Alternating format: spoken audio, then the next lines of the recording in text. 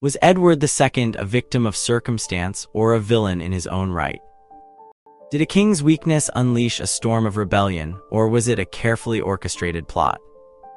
Could a man once lauded for his charm and diplomatic skills end his days a broken, betrayed figure, imprisoned and ultimately murdered?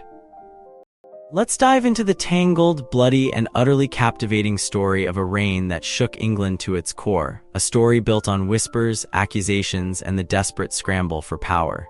1307. The year began with a king, Edward II, at the height of his popularity. He was a handsome man, a skilled diplomat, a favorite of the French court.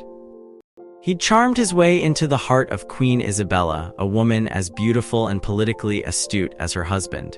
He was, quite simply, the golden boy. But beneath the glittering surface of courtly life, a darkness was brewing. The barons, those powerful landowners who held the real power in England, weren't thrilled with their king.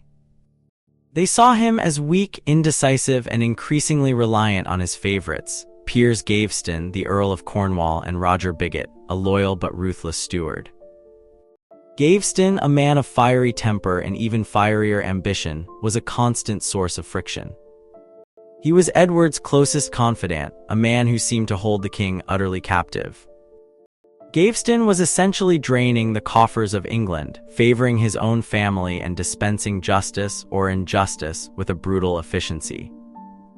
He was a foreigner, a Gascon, and to many barons, a symbol of Edward's dangerous reliance on foreign influence. The resentment simmered, fueled by whispers of corruption and the growing sense that the king was ignoring the legitimate concerns of his subjects. Let's rewind a bit. Edward's path to the throne hadn't been easy. He'd inherited the crown in 1307, following the death of his brother Edward I, a king known for his iron will and ruthless pursuit of power. Edward I had been a master of political maneuvering, consolidating his authority through military campaigns and shrewd alliances. Edward II, by contrast, seemed almost reluctant to rule. He preferred the pleasures of court to the burdens of governance, and he was increasingly surrounded by a circle of sycophants who encouraged his weaknesses. The barons, led by figures like Henry of Grosmont, the Earl of Lancaster, and William Marshal, the Earl of Pembroke, began to openly challenge Edward's authority. They staged protests, refused to attend council meetings, and even threatened rebellion. Edward, true to form, responded with indecision and appeasement. He attempted to placate the barons with promises and concessions, but his actions only seemed to embolden them further. The situation reached a boiling point in 1326. Gaveston, having been implicated in a dispute over land and a murder, was summoned to London. The barons, convinced that Edward was protecting his favorite, demanded Gaveston's arrest and trial. Edward, fearing a full-blown rebellion, reluctantly agreed. But instead of handing Gaveston over to the barons, he banished him from England. This decision was a catastrophic miscalculation. It was seen as a betrayal, a clear sign that Edward was siding with the barons against his own subjects. The barons, now united in their opposition, launched a full-scale rebellion. Led by Henry of Grosmont and William Marshal, they marched on London, seizing control of the city and demanding Edward's abdication. Edward, trapped and isolated, was forced to flee to Kenilworth Castle, where he awaited the inevitable. The ensuing months were a whirlwind of political intrigue and bloodshed. Edward's loyalists, including his wife Isabella and her brother, Edward of Carnarvon, plotted to overthrow the rebels. They formed a rival army and marched on London, hoping to restore Edward to the throne. But the rebels, under the command of Henry of Grosmont, were a formidable force. The two armies clashed in a series of brutal battles, culminating in the decisive Battle of Boroughbridge in March 1327. The battle itself was a chaotic and bloody affair. King Edward II, leading his own troops, was captured and taken prisoner. Henry of Grosmont, seizing the opportunity, declared himself regent and installed his brother, Edward of Carnarvon, as the new king, Edward III.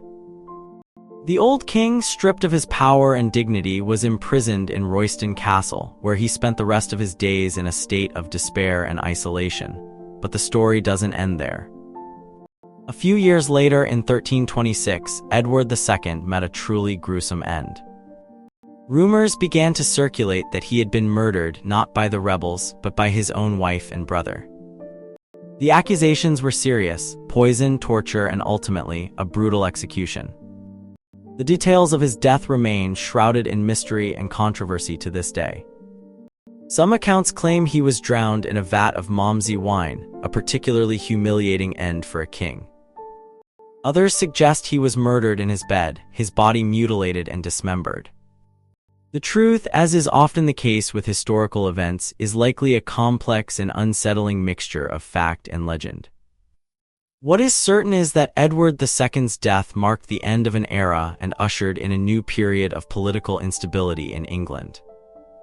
Edward III, inheriting a kingdom ravaged by civil war, faced the daunting task of restoring order and rebuilding trust. Let's delve a little deeper into the personalities involved. Edward II himself was a fascinating and enigmatic figure. He was intelligent and well-educated, fluent in several languages, and a skilled diplomat. He had a genuine affection for the people of England and a desire to improve their lives. However, he was also plagued by a lack of confidence, a tendency to be easily influenced, and a profound inability to assert his authority. He was, in essence, a king who was ill-equipped to rule in a turbulent and dangerous era. Isabella of France, Edward's queen, was a woman of remarkable intelligence and ambition. She was determined to secure the succession for her son, Edward III, and she was willing to do whatever it took to achieve her goals. She was a skilled manipulator, adept at exploiting the weaknesses of others and using her charm to gain influence.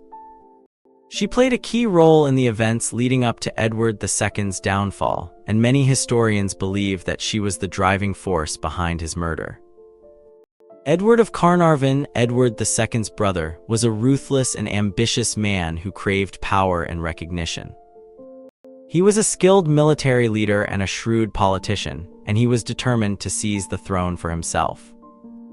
He played a crucial role in the rebellion against Edward II, and he was instrumental in orchestrating the king's downfall and death. The barons, too, were a diverse and often conflicting group. Some, like Henry of Grosmont and William Marshal, were honorable men who genuinely believed that they were acting in the best interests of England. Others, like Roger Bigott, were driven by personal ambition and a thirst for wealth and power. Their motivations were complex and often contradictory, and their actions contributed to the chaos and bloodshed of the period. The case of Piers Gaveston continues to fascinate historians. Was he truly a villain, a corrupt and power-hungry official who deserved to be punished? Or was he simply a victim of political intrigue, a scapegoat used to deflect attention from the baron's own ambitions? The evidence is inconclusive, and the debate continues to this day. The documents of the period are fragmented and often contradictory. The chronicles of the time are filled with sensational accounts and partisan propaganda, making it difficult to separate fact from fiction. Archaeological evidence is scarce, and the physical remains of Royston Castle offer little insight into the circumstances of Edward II's death. The Monasticon, compiled by Sir William Dugdale in the 17th century, provides a wealth of information about the history of monasteries and religious institutions in England. However, it is important to remember that Dugdale's work was based on a variety of sources, some of which may be unreliable or biased. The Complete Peerage, a monumental work of genealogical research, meticulously documents the history of the English nobility.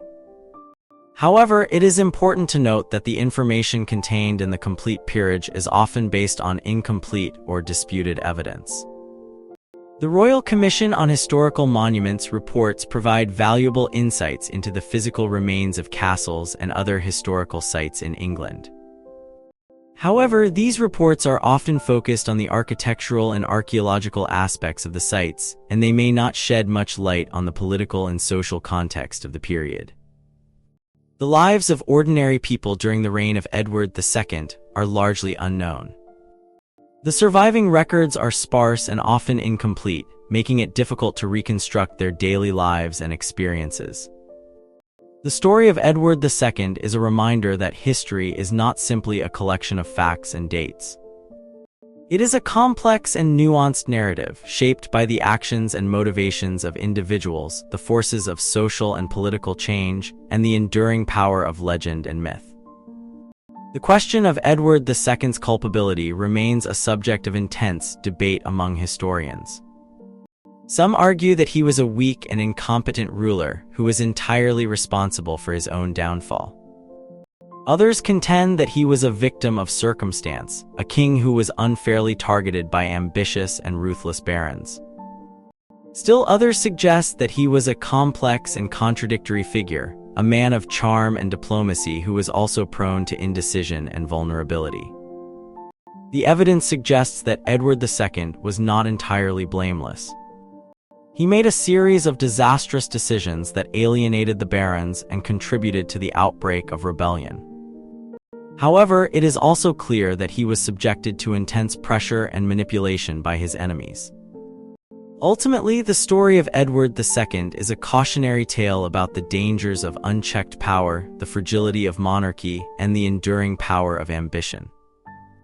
It is a story that continues to resonate today, reminding us that even the most powerful rulers are ultimately vulnerable to the forces of history. The events surrounding Edward II's death have been the subject of countless books, plays, and films. Shakespeare's play Richard II, which depicts the deposition of a king and the rise of a new monarch, is often seen as a thinly veiled allegory of Edward II's downfall. More recently, director Ken Loach's film, The English Civil War, offered a sympathetic portrayal of Edward II as a victim of political intrigue. The fascination with Edward II's story is likely due to a number of factors. He was a tragic figure, a king who was betrayed and murdered. He was also a complex and enigmatic character, whose motives and actions remain shrouded in mystery. And perhaps most importantly, his story provides a powerful reminder of the dangers of unchecked power and the importance of justice and accountability. The legacy of Edward II is complex and contested. He is remembered as a weak and incompetent ruler, but also as a victim of political intrigue and a symbol of resistance against tyranny. His story has inspired countless works of art and literature, and it continues to captivate the imagination of people today. The archives of England are filled with documents relating to the reign of Edward II. These documents, ranging from royal decrees and letters to personal diaries and legal records, offer a fascinating glimpse into the political, social, and cultural life of the period. The medieval chronicles, written by monks and other chroniclers, provide a valuable source of information about Edward II's reign. However, it is important to remember that these chronicles were often biased and partisan, reflecting the views of their authors.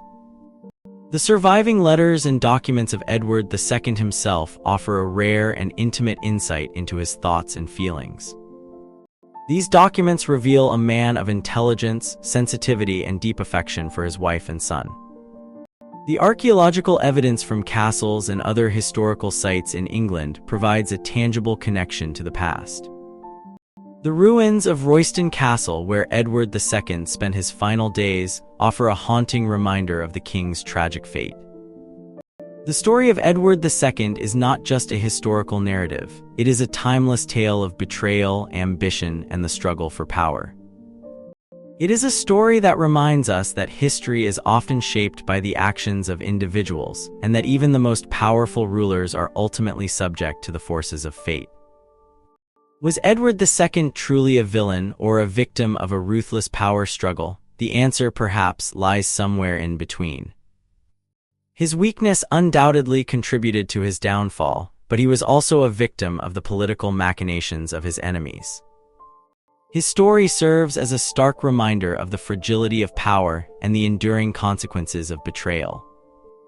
And finally, as we conclude this journey through the tumultuous reign of Edward II, let us ask ourselves one final question. Can we ever truly understand the past, or are we forever trapped within the limitations of our own interpretations?